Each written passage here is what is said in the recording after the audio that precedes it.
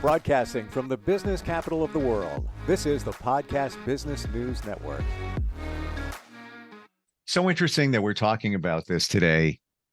Safety on the road. This is Safety First with Matt Freeman. He is the gentleman that helps make sure that all those big rigs, all those motor carriers, all those tankers are adhering to safety rules, but also safety starts with us driving around them. His company is dottrainingsolutions.com. I encountered a situation about an hour ago involving a tractor trailer. I'm going to throw it to him in a minute. First, we're going to bring him in here. Matt, welcome. How's it going? Hey, doing well. Hey, thanks for having me back, Steve. This has been a lot of fun. Really good topic for today and some things that folks don't think about. So looking forward to hearing your story here. So convenience store, go to get a cup of coffee, 7-Eleven. Big rig is, I'm pulling out. Big rig is pulling in. It was a Coca-Cola delivery truck. Beautiful, by the way. I mean, cherry red, shiny chrome. They keep them nice. And he was backing in and he was stopping the flow of traffic. And he was almost in, but not fully. And, I'm looking at my watch. I got to get going. And I'm thinking, he's here and I'm waiting here. And I want to go this way in front of him. And he's kind of sticking out in the road. And I was thinking, should I go or should I wait in case he has to maneuver again? And then he's going to be out in the road. It seemed like it was safe to proceed, but I did stop and think for a second, maybe I should wait. What's the protocol when, and I know it's not easy for these drivers to maneuver such a huge vehicle, but what do you do in those situations? I always say, just be cautious. Be aware of the surroundings for that driver. They're in a big rig, regardless if it's the big Coca-Cola trucks, it's transporting all that, or, irregardless, they could have room. And as annoying as it can be sometimes, especially when you got to be someplace or they're backing up traffic and you just don't want to sit there, just be cautious. Yeah.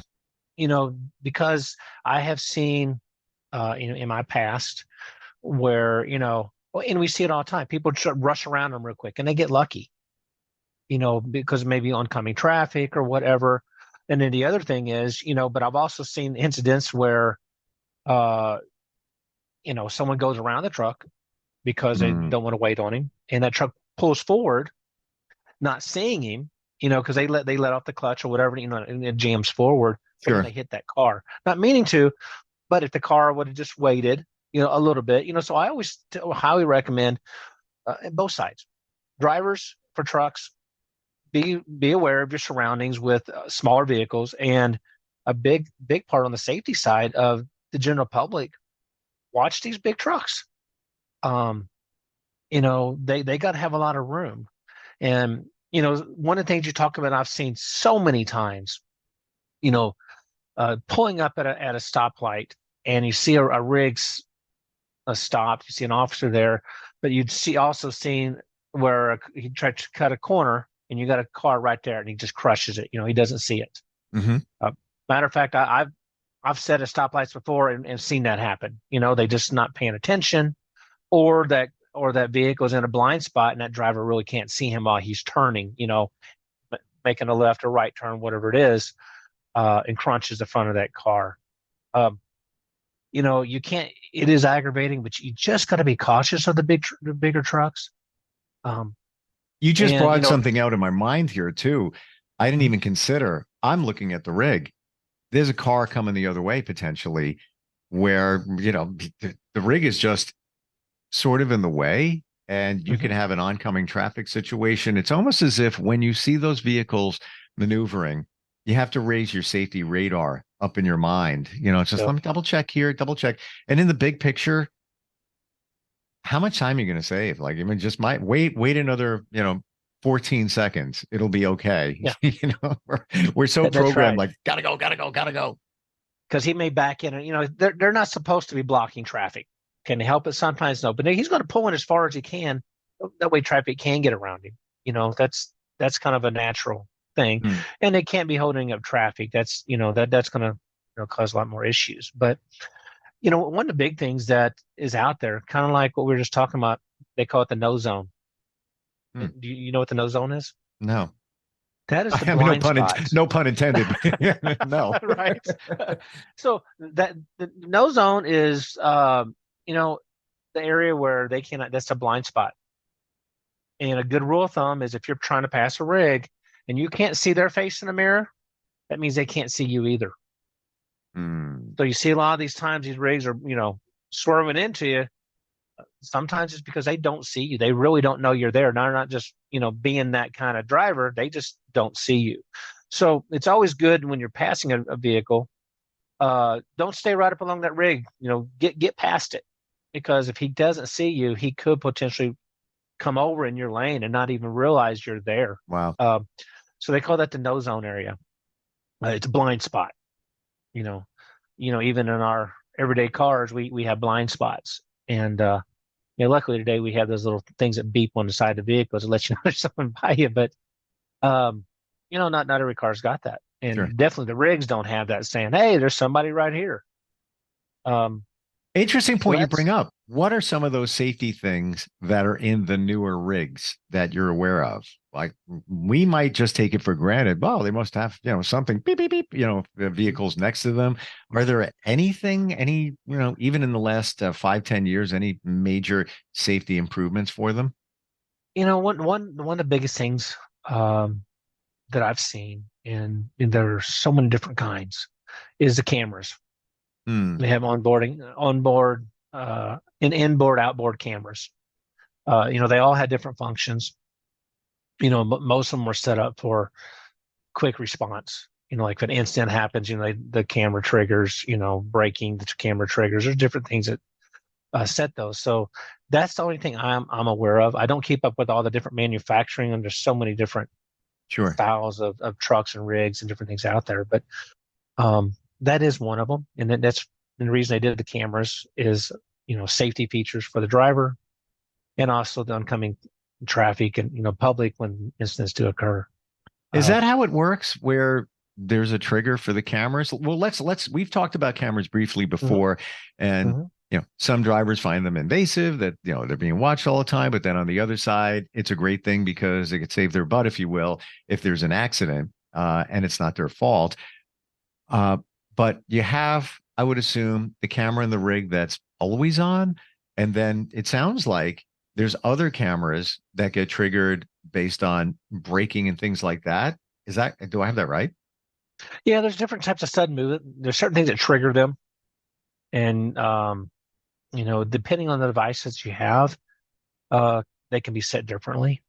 You know, Okay. they're not required, by regulation, but Hmm, a lot of companies are going to them because it comes down to, as far as a good safety feature, when it does go to court, we've talked about this before. Sometimes that can save you a lot by saying, "Hey, this was a no fault," for the driver.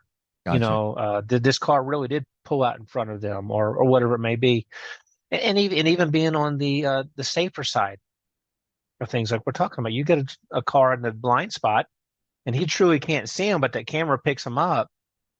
Again, that's something the camera sees that you don't potentially. Um, I don't like to talk too much about all the detail of them because I don't have all the information on each camera, but Sure. that's what they're used for. And um, some drivers don't like them, but I think that when it's come to court or any incidents, that they become too like them, especially when it's in their favor. And it's about being safe, and you can't. It's not like a driver can go down the road and yell out the window, "Hey, I can't see you." There's no Right. communication there. They just don't know. And another thing that with uh, being safe out there is these. This is a time of year of weather conditions. You Hmm, know, we don't know when we're going to get the storms, the fogginess. It's just that time of year where uh, the winds and everything else.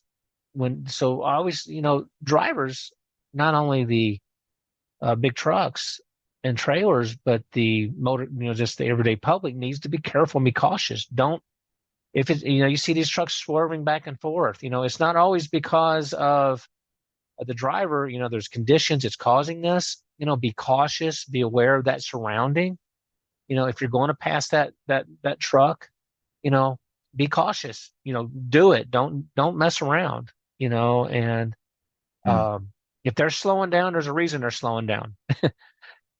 So you just can't be more cautious when it comes to working around these big trucks. When I was a kid, my mom always used to say when we're driving down, she was driving, and Mhm. I'd see a truck, Mom, there's a truck or whatever. And she goes, you know Uh, where that truck can go? And she'd say, anywhere it wants. Good point. Right? How about Uh, we look at different scenarios yeah. involving rigs and large trucks, tankers, and such, and what we should do? Like, for example, you're driving right hand side of the road, or potentially, if there's a big challenge, left hand side of the road, there's a big rig pulled over to the side. Maybe it's broken down, repairs being made. Uh, what should you do?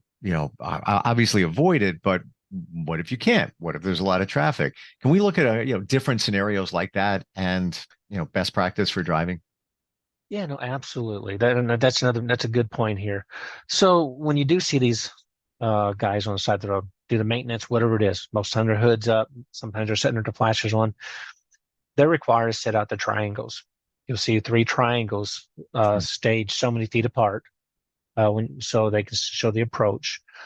Be cautious when you see these. If you can get over, I encourage, you know, move over to the far lane Okay. because you don't know if that driver's walking around the truck or what he's doing. And even with say there's an officer as a driver pulled over, that's still a big rig and an officer on the side of the road.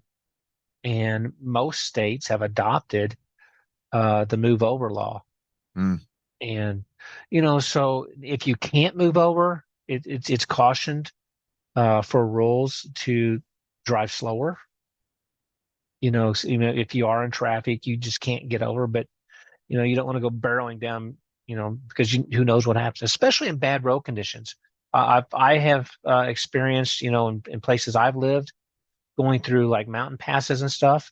These trucks have to pull over, make sure they got chains on the vehicles, things like that, and they're out there trying to put chains on, and you got slush throwing up in the air. You're out there trying to do it, and you're getting sloshed too. You just got to be cautious. I mean, I can experience that. It's not a fun experience when you're getting sloshed by rigs Mm. going by you, and you're trying to put chains on your, because you're trying to get up a mountain pass. But those are other circumstances. And when those trucks are pulled over, irregardless if it's a mountain pass, if it's broken down on the side of the road, watch for those triangles. You know, that's where you want to be cautious. You want to move over. That's no different being on the side, driving beside one. They may not see you.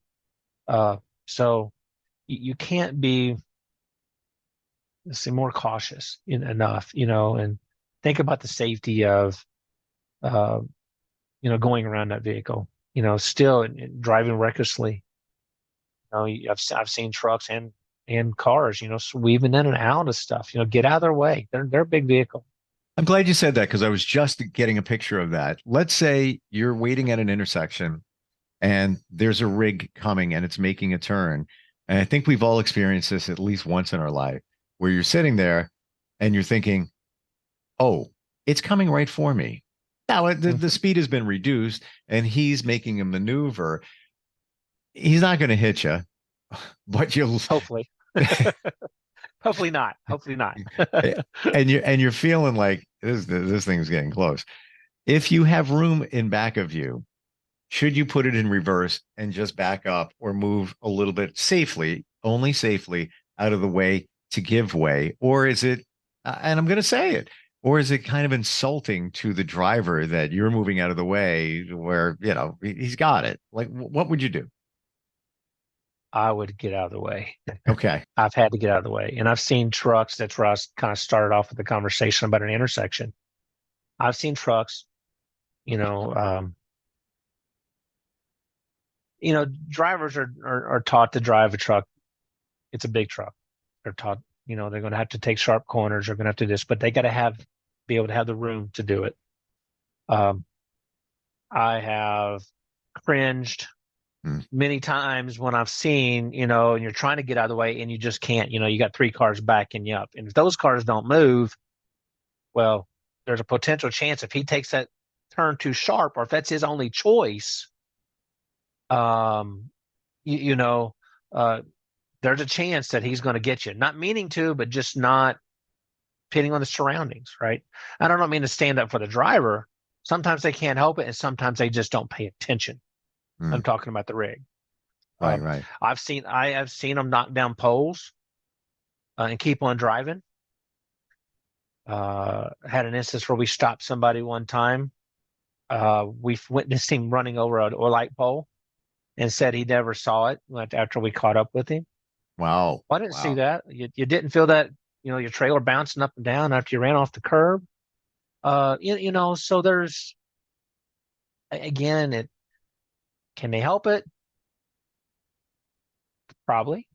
And there's that chance, well, it was a true accident. Right, right. So, but There's when, like you said, judgment. yeah, Sometimes he misjudge. It happens. And fortunately, when that rig is making the turn from an intersection, he's reduced his speed. He's not, full on at, 55, 65 miles an hour, but, he connects with a vehicle. There's going to be damage and, hopefully no injury. But yeah, good to know. Cause I always feel like yes, get out of the way, but if he's coming, you don't even have a second to react to it. Hail Mary. That yeah, point. really. No, that's true. I mean, I've seen people at the last second. I've even been in that experience. Hit the gas. He's cutting too short. And you just hope you get out of the way in time. Yeah. I've been fortunate, in my past where I've had a truck do that in my own personal vehicle, and I was able to get out of the way this time. Like, man, if I wouldn't have moved, this much, he would have cleared my, the front end. Right. So it's caution, and we talk so much about the rigs and the trucks. It's just, I thought it'd be a good message to let folks know. Sure. Be careful out there. Just be cautious. Don't hang around in their blind spots, that no zone. And when you do see a rig that sometimes depending on the conditions, you see that trailer whipping back and forth, give him some space. Let him straighten that out. That could be a lot of reasons causing that trailer to whip. Weight has shifted, many things. So they got to be cautious. And these drivers, they're doing everything they can. Again, they're transporting an 80,000-pound vehicle there. So that's a lot of weight to try to get in control of. I mean, I've been on the road when I've seen lumber shooting out the back of trucks before, and being into traffic whenever because it got whipping around. Wow. And talk about scary. That was a scary moment. I was with my family driving. We were going on a trip, and I was a teenager, and I'll never forget that. Going, am I seeing this? I'm thinking of the what was the show that they tried to avoid death? You see stuff happening all the time. There was a bunch of them. My favorite one was I Survived. Where Yes. something happened and you survived. I shared Yeah. with you a few weeks ago. We were talking about transporting tankers, and there was a truck in front of me, and had it wasn't a tanker truck, but it was a truck transporting a lot of propane cylinders, the big ones. I don't know, 6 foot tall, whatever it was. And one of them came bouncing off the back and toward me. And I was like, and I'm just like, nothing I could do. Fortunately, nothing happened, but without a doubt, it had propane in it because the driver tried to pick it up or maneuver it to the side of the road. And if it was empty, it would be a lot easier to do it. Got lucky. I guess it didn't hit, The stem. The stem. Thank you. I was thinking valve. But yeah, this stuff, I mean, it can happen. And that's even more of a reason to remind us all to be aware. Accidents are going to happen, even if in that situation it was locked down, even with the plywood locked down. Things happen, things break. if you're alert, maybe you can steer around it. Maybe you can have an evasive action. But if you're just, driving on autopilot, I mean, how many times people say, oh, I don't know how I got here. I was driving and I just turned around. I'm already here, Yeah. exit 37 already. Wow. Oh, okay. Yeah. You're, You just zoned out, yeah. that muscle memory kicks in. It's like, I don't remember any of this. You know what? That's actually what's happening there. And I've talked to many, done podcasts with hypnotherapists. You Hmm. are in a state of hypnosis when it happens, when you do that.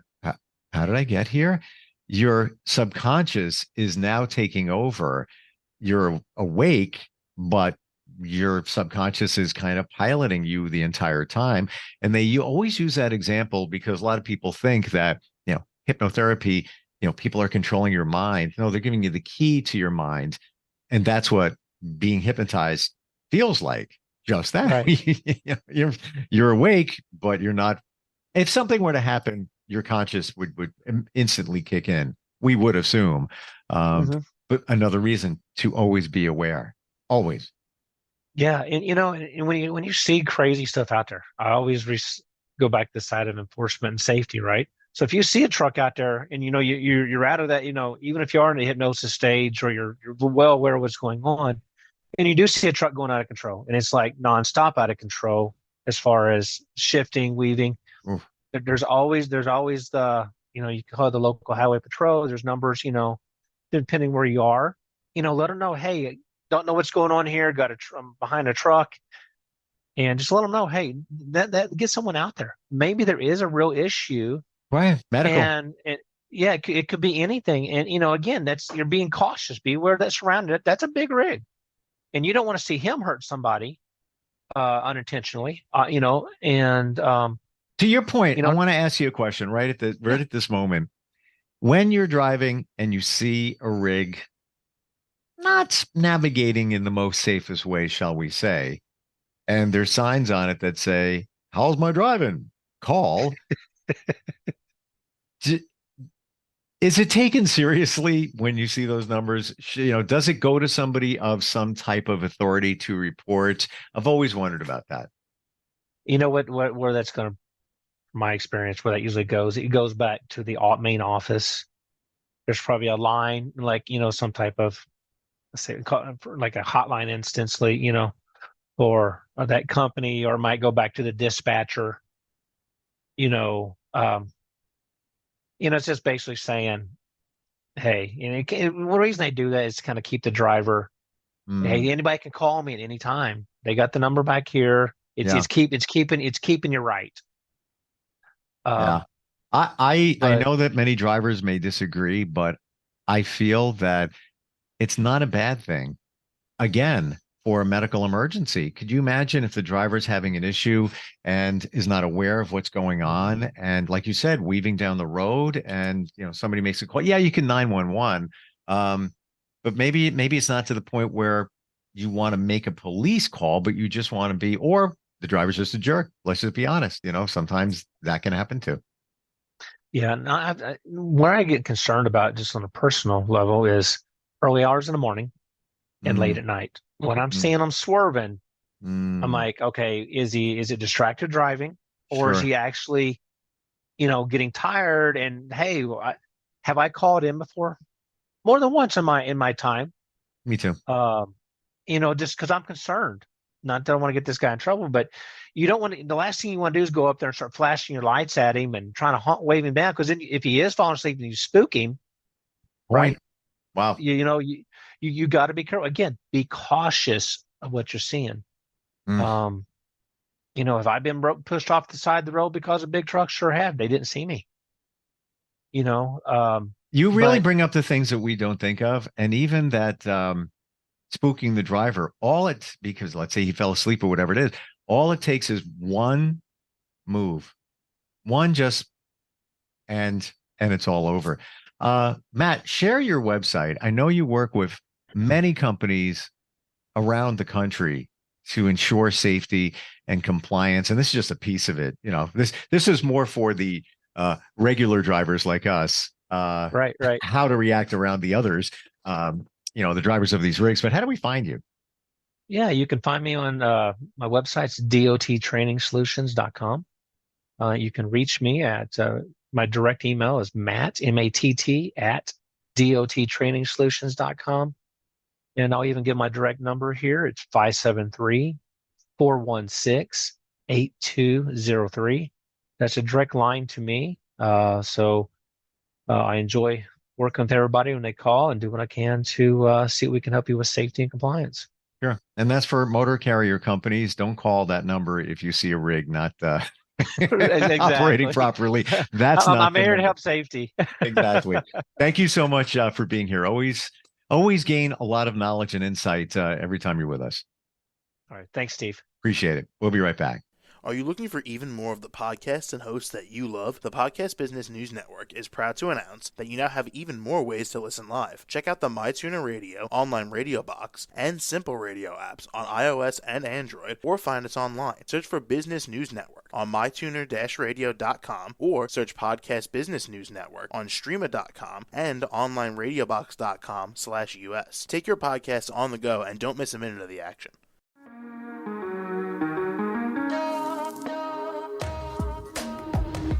Broadcasting from the business capital of the world, this is the Podcast Business News Network.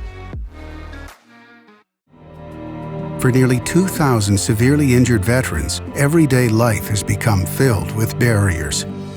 Day-to-day simple tasks can become pretty daunting. I have to carry my chair up 2 flights of steps or have somebody do it for me.